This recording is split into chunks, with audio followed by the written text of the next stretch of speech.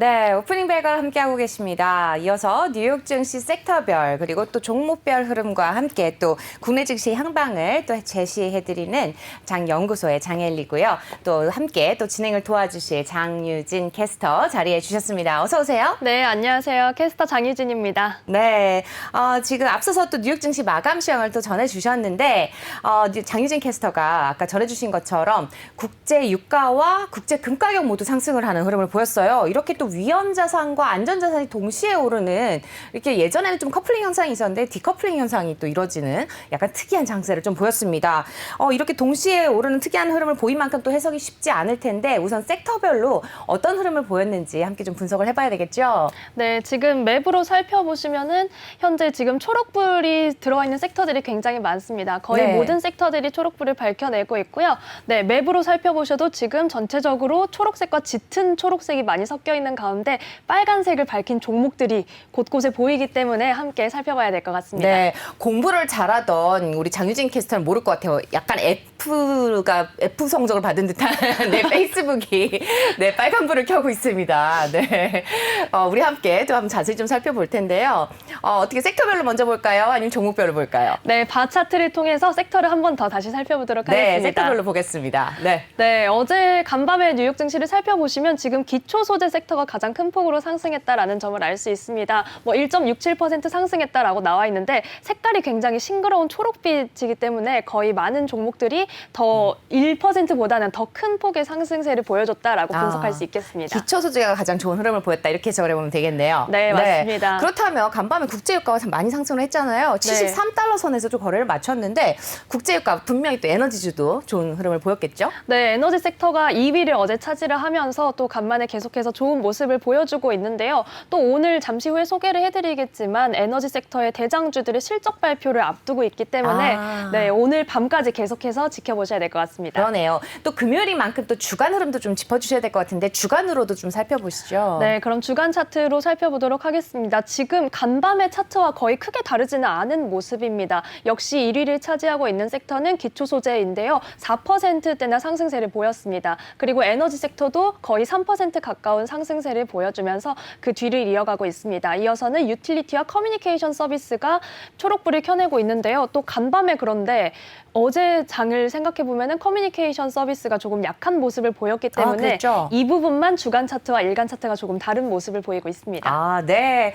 지금 딱 보니까 장유진 캐스터는 복습도 굉장히 열심히 하는 그런 학습자의 모습을 좀 보이고 있습니다. 네. 역시 공부 잘하는 사람들은 예습 복습을 철저히 하는 것 같은데 그렇다면 종목별로도 정말 예습 복습을 잘했는지 우리 장유진 캐스터를 통해서 한번 살펴보도록 하겠습니다. 종목별로는 어떤 흐름을 보였을까요? 네, 오늘 정말 잘해야겠다는 생각이 드는데요. 네. 먼저 커뮤니케이션 서비스 약세를 보였기 때문에 어떤 일이 있었는지 먼저 확인을 해보도록 하겠습니다. 네. 가장 가운데에서 빨간불을 밝히고 있는 페이스북 소식 전해드리겠습니다. 네. 애플을 받은 페이스북. 네. 왜 이렇게 됐을까요? 어제도 이제 소식을 전해드렸습니다. 호실적을 발표를 했지만 하반기에는 2분기만큼 그렇게 잘하지는 못할 거다. 약간 이런 거죠. 2분기에 너무 잘했기 때문에 그만큼 잘해내기 쉽지 않을 텐데 이런 성장률 둔화에 대한 우려가 조금 들어가면서 어제 시간외 그 전일장에서 시간외 거래에서부터 계속해서 주가가 빠지고 있다라는 말씀을 드렸는데요. 결국 간밤에 정규장에서도 4%대 약세를 기록했습니다. 또한 성장률 둔화의 요인으로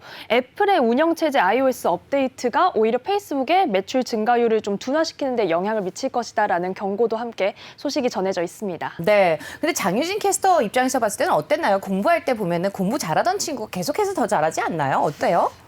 사실 그 잘하다 보면 잘했다는 말을 듣다 보면 압박감이 생길 수도 있어서 조금 부담을 느낄 수도 있지 않을까. 그렇죠. 하지만 그러니까 더 열심히 해야 되지 않을까. 그렇죠. 맞습니다. 네. 그게 아무래도 기업들의 주가에도 마찬가지로 작용이 되지 않을까 싶은데 이렇게 많이 빠지다 보면은 어떻게 보면 나중에 또 다시 저가 매수세가 유입이 될 수도 있겠다라는 생각을 해볼 수도 있을 것 같습니다. 아무래도 페이스북이라든지 우리 빵주들 계속해서 기술주들 많은 분들이 또 서학개미 분도 관심을 가지고 계시죠. 계신 만큼 저가 매수 이입에도 한번 또 관심을 가져보시면 좋을 것 같습니다. 지금 빵주들 기존 일제히 조금 하락하는 흐름을 좀 보여준 것 같습니다.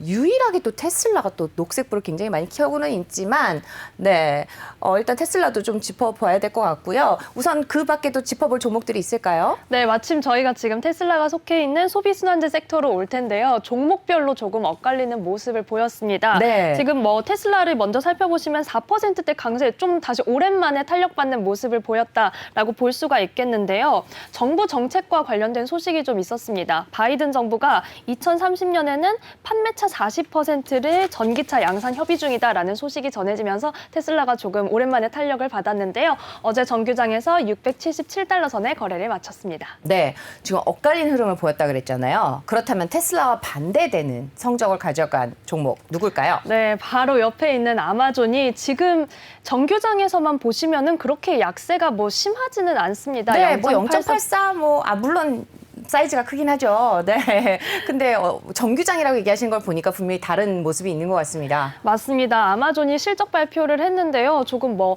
3분기 연속, 3개 분기 연속해서 1,000억 달러를 넘는 매출을 유지하긴 했습니다. 하지만 시장을 조금 실망시키는 매출이 나오면서 지금 시간 외 거래에서는 6%대, 그리고 제가 방금 확인했을 때는 네. 7%대까지 탄력이 떨어지는 모습을 보이고 있더라고요. 그래서 정규장에서는 3,599달러 선에 거래를 마쳤지만 현재는 3,337달러 선에 거래되고 있음을 알려드립니다.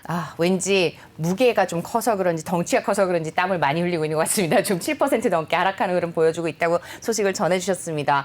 역시 공부를 잘하고 있는 장유진 캐스터. 네. 학생 때 굉장히 공부를 잘했다고 들었는데, 네, 계속해서 좀 종목별로 좀 살펴봐야 될 것 같습니다. 지금 우리 아마존과 테슬라에 이어서 또 살펴볼 종목 어디 있을까요? 네, 저희 파이낸셜 섹터를 살펴보도록 하겠습니다. 금융주 쪽 가보겠습니다. 사실 뭐 FOMC에서 어떤 극적인 발언들이 있었다면 더 크게 움직였을지도 모르겠습니다. 하지만 전체적으로는 섹터 바 차트로만 봤을 때는 네. 뭐 소폭 상승세를 보였는데요. 그중에서도 조금 종목별로 엇갈리는 부분이 있기 때문에 그렇죠. 잠시 후에 페이팔을 소개를 해드리도록 하겠고요. 그래도 대체로 투자사에서는 은행권, 금융 섹터에 있는 종목들에 대해서 목표가를 상향했다라는 소식이 전해져 왔습니다. 그런데 이 점을 조금 눈여겨보셔야 할 게 네. 목표가를 상향을 하긴 했는데 뭐 투자 의견을 크게 강력 매수 이렇게 바꾸지는 않았습니다. 뭐 비중 축소랄지 지금 현상대로 유지를 해라 이런 투자 의견을 내놓고 목표가도 굉장히 보수적으로 상향을 하는 모습을 보였습니다. 조금 자세히 전해드리자면 먼저 뱅크 오브 아메리카를 살펴볼 텐데요. 뱅크 오브 아메리카는 모건 스탠리가 여기에 대해서 비중 축소 의견을 유지를 했습니다. 그리고 목표가가 원래 38달러 선이었다고 해요. 그런데 지금 정규장에서 이미 38달러 선을 기록을 했는데 그렇죠. 네. 이번에는 목표가를 42달러 선으로 상향했다라는 소식 함께 전해드립니다. 네. 지금 목표가가 상향이 됐다. 아무래도 뱅크 오브 아메리카 같은 경우는 우리 그 실적 같은 경우도 그렇지만 계속해서 저희 우리 오프닝 벨에서도 소개를 해드린 바 있습니다. 예전에 미증시 분석 때 이제 소개를 해드린 바 있고요. 또 배당도 주는 종목이죠. 또 다른 쪽 살펴볼 만한 종목 어떤 게 있을까요? 네, 이어서 또 모건 스탠리에서 투자 의견을 그대로 목표가를 상향한 골드만삭스도 살펴볼 텐데요. 지금 역시나 비중 축소 의견을 유지를 했습니다. 그런데 네. 목표가는 332달러 선에서 384달러 선으로 상향을 했다라는 소식인데요. 지금 현재가가 377달러 선입니다. 네, 지금 골드만삭스를 만나보시면 지금 나머지 종목별로 계속해서 은행 섹터가 엇갈리는 모습을 좀 보이고 네. 있는데요. 그래서 지금 목표가를 뭐 상향을 했지만 투자 의견이 크게 바뀌지는 않았고 조금 보수적인 의견들이 내놓고 있다. 이 점 계속해서 함께 지켜보셔야 될 것 같습니다. 네, 골드만삭스까지 해서 지금 금융주 쪽 살펴봤습니다. 그렇다면 간밤에 우리 국제유가 아까 얘기했었잖아요. 네, 에너지 섹터도 좀 짚어주시면 좋을 것 같습니다. 네, 저희가 에너지 섹터를 먼저 살펴보고 그러면 잠시 후에 아까 빨간불을 켜내고 있었던 페이팔도 페이팔을 놓쳤네요. 소개를 해드려야 될 것 같아서. 네, 페이팔 먼저 해주시는 게 맞을 것 같습니다. 자꾸 왔다 그럴까요? 갔다 해서 어지러우실 것 같은데 네.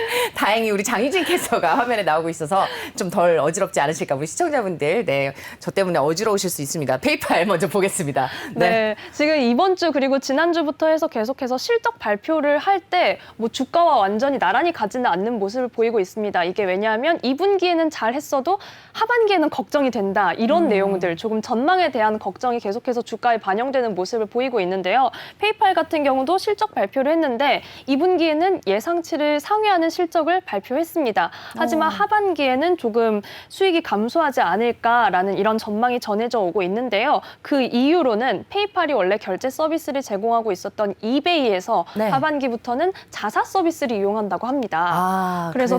네, 큰 고객을 하나 잃게 되는 셈이기 때문에 지금 굉장히 약세를 보이고 있는데요. 정규장에서 6%대 탄력 떨어지는 모습 보이며 283달러 선에 거래를 마쳤습니다. 네, 장유진 캐스터는 그 이베이 사용을 잘 안 하시나 봐요. 네. 네. 그냥 큰 고객이라고만 얘기하시는데 사실은 이베이가 굉장히 가장 메이저 고객이라고 봐야 됩니다. 왜냐면 이베이 사용하신 분들은 아시겠지만 무조건 페이팔 서비스로 결제를 해야 되거든요. 그래서 아마 거기서 페이팔이 굉장히 큰 손해를 보지 않을까라는 생각이 좀 들고 있습니다. 네, 이런 것들 주변에서 본인이 사용하는 그런 것들을 잘 눈여겨보시면 어디에 투자를 해야 되고 어디서 투자 손실을 막아야 될지가 잘 보이실 거라고 생각이 됩니다. 이어서 우리 장 연구소에서 또 우리 서학개미 분들 그리고 또 투자하시는 분들을 위해서 좀 준비해본 내용인데요. 한 주를 또 마감하는 금요일이자 또 7월을 마감하는 마지막 날인 만큼 좀 준비를 해봤습니다. 어떤 내용이죠, 장유진 캐스터? 네, 서학개미들이 가장 많이 관심을 가진 순매수 탑 종목들을 저희가 준비를 해봤는데요. 네. 먼저 6월, 7월 함께 비교를 해서 살펴보겠습니다. 네, 6월과 7월을 또 비교를 해보겠다고 합니다. 6월 같은 경우는 또 상반기의 마지막 날이기도 하고 또 우리 한 달 전이기도 하죠. 네, 어떤 내용일까요? 네, 6월 달에는 지금 7월에 먼저 살펴보겠습니다. 네. 7월 이 주인공 탑 5 중에 어허. 6월에도 탑 1을 차지했던 탑 1, 1순위죠. 네. 1순위를 차지했던 종목이 포함되어 있는데 알 것 같아요. 어떤 왠지, 종목일까요? 왠지 로블록스가 아닐까요? 맞습니다. 네. 정답입니다. 우리 요즘에 대세죠. 메타버스. 네, 메타버스 로블록스. 사실은 6월달 같은 경우는 그 우리 밈주식, 막 이렇게 변동성이 엄청 큰 이런 것들에 관심이 많으셨습니다. 모든 개인 투자자분들, 서학개미분들 웬만한 변동성 없으면 아예 들어가지도 않으셨어요. 왜냐면 비트코인을 포함한 가상화폐 이런 쪽으로만 관심이 많으셨기 때문에 그랬는데 그러자 로블록스가 확 등장을 했습니다. 그러면서 이제 이쪽으로 변경이 딱 돼가는 듯 했으나 7월 달에 또 종목들이 특이합니다. 맞습니다. 네. 지금 로블록스를 제외하고는 저희가 계속해서 지켜왔던 빵주들, 그러니까 주요 기술주들이 좀 많이 포함이 되어 있는 모습인데요. 네. 저희가 이번 주 동안 오프닝벨에서 전문가님들의 말씀을 조금 종합해보면 개인 투자자들이 조금 이슈에 목말라 있다. 그리고 이제는 수익성이 담보된 종목에 들어가고 싶어 하신다. 뭐 이런 얘기들을 많이 해주셨는데 네. 지금 딱 그 흐름이 드러나지 않나 싶습니다. 서학개미 분들께서도 조금은 큰 기업들 위주로 안정적으로 상반기에는 밈주식에서 뭔가 약간 짜릿한 그런 도전과 네. 모험을 경험을 해보셨다면 네. 이제는 조금은 안정적이고 큰 기업들 위주로 선택을 하고 계시지 않나라는 생각이 듭니다. 네, 왠지 고향으로 돌아온 듯한 그런 느낌이 좀 듭니다. 네, 빵주들 위주로 좀 돌아온 듯한 느낌이고요. 그렇다면은 우리 상반기에 서개미분들 어떤 종목들을 매수를 했는지 함께 좀 짚어보면은 그 흐름을 다시 한번 볼 수가 있을 것 같습니다. 좀 전에 말씀해 주신 것처럼 또 이제 밈주식 또 얘기가 나왔었는데 대표적으로 이제 테슬라는 좀 아니지만 어쨌든 테슬라도 하나의 이제 그런 변동성이 컸던 종목 중에 하나죠. 테슬라를 포함해서 대표적으로 뭐 네. 게임스탑부터 네, 그렇죠. 게임스톱과 AMC 그리고 쿠팡이 이름을 올렸습니다. 테슬라는 사실 뭐 굉장히 큰 기업이고 저희가 맵에서 볼 때도 면적이 큰 그런 종목이기는 하지만 네, 안 사신 분들이 없었잖아요. 그렇죠. 네. 모두들 테슬라 주주다라고 그렇죠. 말하고 다닐 정도였는데 하지만 뭐 이를테면 일론 머스크 CEO의 굉장히 파격적인 발언이랄지 네. 이런 주가를 요동치게 하는 이슈들이 좀 있었기 때문에 지금 다른 밈 주식들과 함께 자리를 하고 있는 모습이 보입니다. 네, 저도 2월 달부터 저희 오프닝 벨을 시작한 이래 테슬라가 일론 머스크와 안 나온 적이 없었던 것 같습니다. 맞습니다. 네, 그렇게 해서 상반기 서학개미가 매수했던 상위 종목들 이렇게 함께 짚어주셨습니다. 우리 또 짚어주실 내용이? 네, 로블록스가 방금 6월 그리고 7월 탑에도 포함이 되었기 때문에 로블록스에 대해서 조금 더 소개를 해드리자면 네. 지금 한국에도 상륙을 준비를 하고 있습니다. 또한 국내 종목들 중에서도 뭐 메타버스 관련 종목들이 굉장히 활발한 모습을 보였습니다. 저희 이번 주에 살펴보시면 뭐 맥스트가 4흘 연속 상한가를 기록을 했다. 그리고 자이언트 스텝 이런 종목들이 굉장히 활발한 모습을 보였는데요. 메타버스가 사실 저는 네. 나름 젊은 세대에 속한다고 생각을 하는데도 그럼요. 제 친구들이랑 얘기를 하다 보면 네. 메타버스 도대체 누가 하는 거야? 그런가요? 네, 그런 얘기들을 하더라고요. 그런데 뉴스를 살펴보면 메타버스가 처음에는 조금 어린 학생들의 게임, 이런 네. 아바타를 만들고 가상 세계에서 즐기고 이런 오락 위주로 많이 진출을 했다고 합니다. 하지만 지금은 뭐 예를 들면 성인들이 메타버스에서 저희가 명품 백을 구매하기도 한다라는 네. 소식도 이전에 김기성 앵커님께서 전해주신 맞습니다. 적이 있고요. 이어서 기업에서도 지금 비대면 이슈 속에서 뭐 사원 교육을 메타버스로 진행을 한다든지 이렇게 점점 활용도를 확장하고 있는 상황입니다. 그래서 계속해서 함께 주목해 보시면 좋겠습니다.